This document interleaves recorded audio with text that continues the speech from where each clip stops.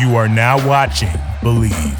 Do you believe? Welcome once again to the Believe in the Ravens podcast. I'm your host, Bo Smolka, joined by my co-host, former Ravens tight end Daniel Wilcox. And today we are going to preview the Ravens and the Giants, who will face off at MetLife Stadium this coming weekend. The Ravens come in at 3-2. The surprising Giants are 4-1 and coming off a big win over Green Bay in London. We'll get to that game in just a minute. Before we begin, I want to remind you that all Believe in the Ravens podcasts are sponsored by Bet Online, your first source for all your football betting needs this season. You'll find the latest odds, matchup info, player news, and game trends. And as your continued source for all sports wagering, Bet Online features live betting, free contests, live scores, and giveaways all season long. Always the fastest and easy way to bet on all your favorite sports and events: Major League Baseball, NBA, NHL, tennis, boxing, even golf. Head to Bet Online AG and join and receive a 100% welcome bonus with your first deposit. Make sure you use the promo code BELIEVE, that's BLEAV, to receive your reward. Bet Online, where the game starts. Daniel Wilcox, the Ravens go to New York this week off what was a big win, beating the Cincinnati Bengals at home to 19-17. They're 1-0 in the division. They kind of get past that bad last-second loss to the Buffalo Bills, and they go to New York with some confidence at 3-2. And they will face in New York their old friend, Wink Martindale, the defensive coordinator for the New York Giants. He was in Baltimore for 10 years, spent the last 4 as a defensive coordinator, and then after last season, the Ravens parted ways with Martindale. At the time, they called it kind of a mutual parting of the ways. Both John Harbaugh and Wink Martindale talked this week about it. They said they're still on very good terms. Wink Martindale told the New York media this week, basically, hey, it was time. It was time for both of us. Martindale says he feels re-energized in New York. He's got a top 10 defense again, which he had almost all the time in Baltimore. Until last year, there was that injury-ravaged year. They finished 25th overall and dead last against the pass, and that honestly might have been his undoing and time for him to leave in Baltimore. But so the Ravens face Wink Martindale this week. They know him very well. Daniel Wilcox, let me ask you, from Baltimore's point of view, what are the advantages to facing Wink Martindale, a coach who you know so well?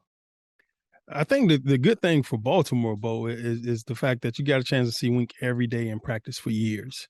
And, when you do that, offensive coordinators and defensive coordinators, they take it personal, so they really go at each other every day, especially like during training camp and stuff like that, because those are opportunities that you get a chance to kind of one up that guy, and you get a chance to see what can kind of defeat his defense and what can kind of defeat his offense. So you try to put in things that gives him problems on a day-to-day basis. So, you should have a pretty good, Roman should have a pretty good, list of plays that he know that'll work against Wink's defense.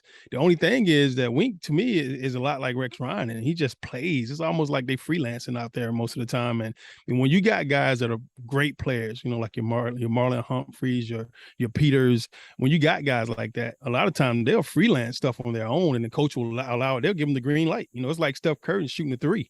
When the guys are really, really good, Ed Reed type, you let them freelance and do their thing and let them make plays. Sometimes they're going to mess up, sometimes they're not. But I guarantee Wink got some wrinkles and stuff right now, for the Ravens offense that nobody else has actually pulled the trigger on yet. But Wink knows, and I can guarantee you Greg Roman got some stuff for Wink's defense that's going to make Wink scratch his freaking head and be mad, dang, he's doing it again, and it's going to be one of those games, man. It's very interesting when you get a chance to play against a coordinator that's already seen another coordinator before. You told me earlier before we started recording about the situation in the Super Bowl with Tampa Bay you had mentioned. Tell me about that situation in terms of familiarity with the other coach. Well, let me set the scene. It's this 2003 Super Bowl. We in San Diego playing against the Oakland Raiders. I'm in Tampa Bay with John Gruden. Everybody said it was Tony Dungy's team. Gruden came in, took over the offensive reins, and also the head coaching for Tampa Bay that year. And he was going against his old team. He had been in Oakland for a long time, kind of like Wink been in Baltimore for a long time, right? But he knew everything about Rich Gannon. He knew every single tendency because he was a quarterback coach. So he had everything. He was the OC there. He was a quarterback coach there. So he knew exactly what Rich Gannon was going to do. They had Jerry Rice. They had Tim Brown. They had a ton of guys that was just phenomenal. I mean, we was the underdogs going into this game. Bo, you would have never thought we would have played as well as we did on defense. But I mean, we had Simeon Rice, Derek Brooks, Warren Sapp, Dwight Smith, Dexter Jackson, Rondé Barber. I mean, we had so many freaking studs. It was unbelievable. We had a phenomenal game. I think we had 3 pick sixes. Derek Brook had 2 of those. Dwight Smith had 1 late in the game. Dexter Jackson had the first 2 picks in the first half. They kind of set the tone for what the game was going to be. I remember Derek Brooks on his second one say, "Hey, man, anybody call their track coach? Anybody find out who their track coach is? Because they don't know about me." It was one of those games where Gruden just had their number.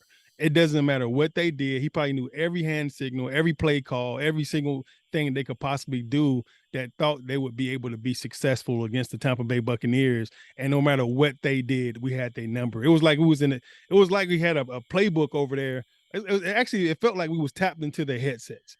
That's how crazy it was. And Wink has that opportunity to kind of do the same thing against Lamar Jackson and company. He knows almost every single player on his team, and he knows their strengths, their weaknesses, what causes them problems. And I mean, that goes a long way. You got DBs and they got to cover receivers that you already know, and you could tell him exactly what he don't like, what frustrates him, what made him fight somebody in practice. You know all these little tips and these secrets, man. And people don't understand that. Like, to me, getting underneath people's skin is so underrated. And that was one of the things that made Kevin Garnett such a special player, right? And for the Celtics and his whole career in Minnesota, he was one of the best trash talkers, and he can back it up. And Wink is one of those guys, man, that's a player's coach. These guys are going to play hard for him. I don't care how much these guys downplay that they don't mean that much to him. Behind the scenes in those meeting rooms, I want to beat these guys. I really want to stick it to these guys. I ain't like the way I left out of there. I ain't like the way I got treated when I was there. I felt like they lost respect for me my last year when every one of my players were hurt. So this game's gonna mean a lot to Wink. And let's come on now. This means a lot to John Harbaugh as well. Everybody want this win. The Ravens want it. The Giants want it. It's going to be a very high intensity, high potent game, a fun game to watch. Calais Campbell said this week, he said, "Look, I love Wink, but he's going to have those troops fired up." Absolutely. It's just human nature. When you go face your old team, there's a little extra juice. It's that thing that I think that a DC like Wink does that make guys want to run through the wall for him. And that's a very unique attribute to have. It's like I didn't find it until I got to Baltimore. I was in Tampa, I was in New York with the Jets, and I was overseas in Germany. But when I felt like I really opened up when I got Wade Harmon as my coach. When you get a coach that believes in you and your abilities and put you in situations to be successful, he builds your confidence up and up and up, and he's telling you that he knows how good you are. It's time for you to start playing how you're supposed to play. And all of a sudden you get this burst of energy because people believe in you and they're counting on you and they're depending on you again. And you miss that as a player when you lose those little attributes. So you can just tell by the way the Giants defense is playing. I mean, they're playing lights out. These guys are running to the ball, Bo. When you watch them on film, they're getting after it. Like, I'm talking about nonstop motors across the board. So it's going to be very interesting. I want to see how Love is going to match up against Mark Andrews. That's going to be a very interesting task. That safety going to have to cover Mark. And I think Lamar going to find a way to get Mark the ball an awful lot this week. Well, you talked about the possible advantages to knowing Wink, and then you as you just mentioned, Wink has seen this team over and over and over again. He's seen Mark Andrews hundreds of times on the practice field to know, as you said, what gets under his skin. Mm-hmm. How can you rattle him? And he knows everything about basically all the Ravens players except the rookies. So right. He will have a plan, and you can see. I think if you went through the Ravens locker room at any point in the last 4 years, you would never find one defensive player that said anything bad about Wink Martindale. I just think guys just love to play for the guy, and in fact, Jihad Ward, who was here at one point, is now in New York. Justin Ellis, who was here, is now in New York. Tony Jefferson is now in New York. So that's 3 former Ravens who are on defense right now. And they're not really starters on this team, but they saw an opportunity to play for a guy they really like playing for. We know Wink Martindale will blitz, right? That was his trademark here in Baltimore. He loves to send pressure. This year, according to Pro Football Reference, the Giants, again, blitz more than any team in the league, 43% roughly. They are sending an extra rusher. So Lamar Jackson's played really well against the blitz this year. So if you are the Ravens and you kind of expect the blitz to be coming from Wink because you need to do that because he's going to blitz, what in general senses, I know Greg Roman's not going to give anything away, but if you're Greg Roman, what are you going to do to counter Wink and his blitzes? I'm going to give him every ounce of Lamar I can possibly give him. You know, and every single way possible I can give it to him. And I'm gonna give him a heavy dose of Dobbins 27. I'm gonna give him a heavy dose of Mark Andrews in the middle of the field. And as soon as they start jumping Mark, I'm gonna give him a heavy dose of 13 and 7 out there on the edges. I think the Ravens really got an opportunity this week to kind of really blow their offense out the water. I mean, I feel like they've been kind of holding back and kind of teetering, these last, 4 or 5 weeks. And I think it's time to open the freaking playbook up. Let's get a couple of trick plays in this week to kind of start it off to get us rolling. Because I really feel like we're going to start slow this week. I feel like Week is going to have our number the first half or the first quarter or so before we settle down, and then we kind of get a grasp of, all right, this is what his game plan is. This is what he's trying to do against us. This is how we're going to counter it. And let's get after him. I think it's going to come down to coaching all day. So it's going to come up to Roman and company and, how well they're prepared to face this Wink Martindale defense. He's going to throw some serious wrinkles in there, and he's going to force Lamar to do stuff that he don't like to do. If Lamar like to roll right, he's going to make sure he rolls left every single time. He's not letting Lamar roll right. So it's one of those. It's going to be one of those type of weeks. You take away a team's strengths, and then you make them beat you with their weaknesses. And then the Giants. The one thing the Giants got going for them is number 26. Saquon Barkley. That if that guy gets rolling, it's going to be a long day for Baltimore and a very short day for Lamar Jackson because he's going to spend most of his time on the sideline. Well, we'll get to that in a minute. But to your point about getting Lamar to roll left, the problem with every defense, you can think you're going to get Lamar Jackson and say, we're not going to let him roll right. But then he'll wiggle out of trouble. Jihad Ward, one of the Giants now, he used to say Lamar Jackson is just so slippery. And you think you have him and you don't. And you think you're going to make him roll left. And next you know he's going to duck under a tackle. And now he's running right. And you're not ready for him because you flushed everything left. So absolutely, that's a danger the Giants have to be ready for. You mentioned number 7, Rashad Bateman. We still don't know whether he'll play. He did not practice yet this week. He did not practice last week. At the moment, it's looking like it's unlikely that he will play. Obviously would be a problem. Devin Duvernay, we saw him used in a lot of different ways last week, and I expect we'll see that again. Maybe line him up as a tailback again and get him the ball a lot. I've said for 2 years, good things happen when the ball's in Devin Duvernay's hands. It seemed last year that Greg Roman was a little reluctant to involve him much more than a touch or two a game. He's become a huge part of this thing, and as teams more and more try to shut down Mark Andrews, someone else has to step up, and we saw Duvernay do it last week. So I think Duvernay, again, will be a key to this game. And the other thing is Ronnie Stanley. Ronnie Stanley played some. He played about 1/3 of the snaps last week in his first game back in more than a year. The all-pro left tackle for the Ravens. Greg Roman said this week that they expect to ease him in and he expects to play more. And obviously that will be a big thing if the Giants are going to be bringing their pressure. And then the question is, can the Ravens pass protect with a running back, which is always a key when you're going to bring pressure. And we'll see which running back is on the field more may be dictated by which running back they feel is better in pass protection. But I agree with you. Dobbins, I think, will have to have a big game as a running back. He is getting more and more up to speed, and I think we're going to see more and more from him. And I think ball control will again be important. Let's get to the Giants offense, and you mentioned it all runs through Saquon Barkley. And if there's a concern for the Ravens right now, it honestly needs to be the fact that teams are averaging like 5.5 yards, almost 5 yards a game on them running the football. They rank okay in rush defense, but they're giving up a lot of yards, 4.95 yards a carry, which ranks 26th in the league. So, we've seen teams run on them pretty well. And so we saw Mixon last week ran well on them. So what's the key to the Ravens? What's the key to containing Barkley? It's going to be up to their front defensive line, man, with Calais Campbell and company, man. They got to get more aggressive and just play better. This to me, you can't read in this game. You can't sit on the line of scrimmage. You just got to apply pressure. You have to get in the backfield and disrupt timing. Whether it's passing or running. If you get guys in the backfield, flowing in the backfield, you slant the D lineman, and all the D linemen are slanting one way or going another way, and then the linebackers are scraping off them.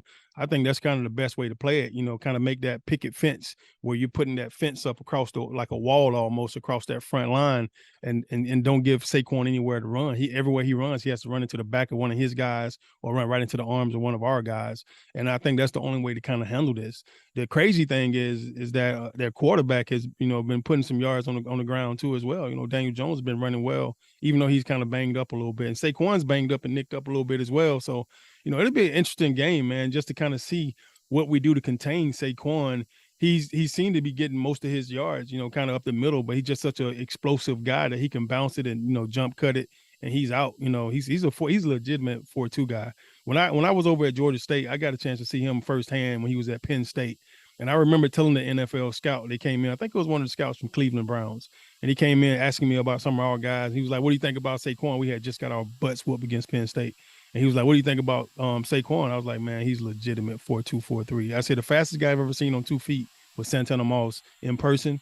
Saquon's number 2. He's the next fastest guy I've ever seen. And he was like, "You think he's a 4-2 guy, 4-3?" I was like, "Man, I'm telling you, he's a 4-2, 4-3 guy." He's like, I think they got him overrated. I think he's a 4-4, 4-5 guy." And then he goes in the combine running 4-2, 4-3. And I was like, all right, Daniel Wilcox knows a little bit about speed, maybe a little bit, But I mean, he's a phenomenal back, man. And he's back. He's trying to make another name for himself again. He's trying to get his respect back. He's been banged up a couple of years, and he's going to be a huge determining factor of. I mean, they're still playing old school Baltimore Ravens smash mouth, run the ball down your throat type offense over there in New York right now. And that what that causes for it's like the old wing T offense where they just run so much time off the clock. They control the game. If they could run the ball, they control the game. And we got to do a great job of trying to get turnovers and get the ball as much as possible and get them off the field in 3 downs. It's not a great matchup, I don't think, for the Ravens, because the Ravens their defense is their secondary, and this team is not really going to be a team that wants to throw the ball 60 times. They want to pound the ball, like you said. Old school feel with Barkley. And you mentioned Jones. I mean, those two guys.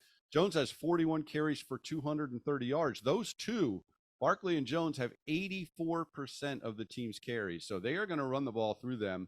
I will say Barkley, he looks like he's pre-ACL tear and all that. Mm-hmm. One thing I think of when I watch Barkley right now is that's encouraging for J.K. Dobbins, because maybe J.K. Dobbins gets back to the injury, if not now, maybe a year from now or whenever it might be. But Barkley just looks terrific, and I think defending him will be absolutely the key to the game. You know what, Bo, real quick, I'm sorry to cut you off, but there's one determining factor that I think we kind of missing out on right now, and that's number 4, Jason Pierre-Paul. Remember, he used to be a Giant. Anytime you play against your old team, for some reason, the football gods open up the gate for you and allow you to be the best version of yourself you've been, since you played for that team. I think Pierre will have a little bit of oomph to him this week. I think he may come in and actually be some of your determining factor on how the game turns out. He might make some plays that he hasn't made so far in the last couple of weeks. And he should be getting his legs underneath him right about now in week 3, being in and out of that hot and cold contrast in the cold and hot tub. He played a couple of games and played almost every snap in both games. I think this may be a really good week for Jason Pierre-Paul. So let's look out for that guy.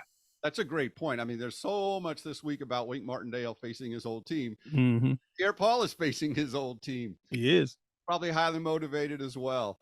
And I think outside linebacker play is going to be important anyway, whether that's getting quarterback or whether it's just setting the edge against the run. You don't want Barkley to, as you said, to be able to bounce it outside.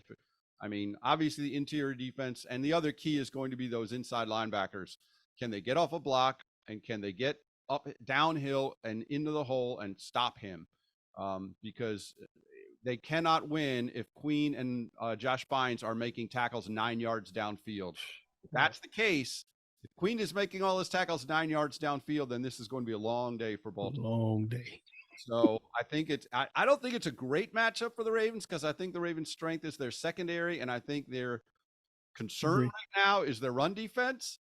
And the Giants' strength right now is their rushing attack. And so it's going to be fascinating. The Giants are feeling it a little bit too, and there's something intangible there. They're coming off a big win in London. They beat the Green Bay Packers. They're 4-1. Brian Daboll's got his team playing great. They're playing with confidence, and confidence is contagious. And I think that the Giants come in feeling it, and I think it's a test for this Ravens team. It should be a really good game. I personally don't expect a high scoring because, as you said, I think both teams want to establish things and keep it on the ground. And I expect some sustained drives like we saw last week. But let's get to predictions for this week. Daniel Wilcox, Ravens, Giants, Ravens 3-2, Giants 4-1. Give me your final score. This is going to be tough, Bo. Only reason I'm saying it's going to be tough because I think on paper the Ravens is a better team. But when you think about it, I think the Giants' coaching is better right now. I don't think we're up to par coaching wise. So it makes me want to kind of lean towards the Giants. But where I'm at, true to heart. I bleed purple. So I'm gonna go 28-14 Baltimore. I think the players are going to outplay the coaches in New York. How about that? 28-14 Baltimore. All right. Yep. The players will be fired up, I'm sure, on both sides. And Wink Martindale said this week, he's trying to downplay the rivalry. Say, hey, the game's always about the players. I am going 23-20 Ravens. I think it's going to be close. I think the Ravens just have overall a little more talented roster. And you know what I always say, when it comes down to a close game, give me Justin Tucker. I'll always, yes, sir. If it's a 3-point game, I will always take the Ravens. So I'm going to take the Ravens 20. Smart. I don't think I will be very surprised if this game is any higher scoring than mid-20s, because I think it's going to just be a old-fashioned pounded on the ground kind of game. It should be a really good one. They're going to be highly motivated teams. Big game for both teams. The Giants would go to 5-1 with a win. And if the Ravens can win, they will be 4-2 and on their first 2-game winning streak of the year and starting to feel a little momentum. So that's the Ravens and the Giants from MetLife Stadium Sunday in New York, or actually technically East Rutherford, New Jersey. And we will be back Monday to recap that game and see what happened between the Ravens and the Giants at MetLife Stadium on Sunday. For former Ravens tight end Daniel Wilcox, this is Bo Smolka on the Believe in the Ravens podcast presented by Bet Online.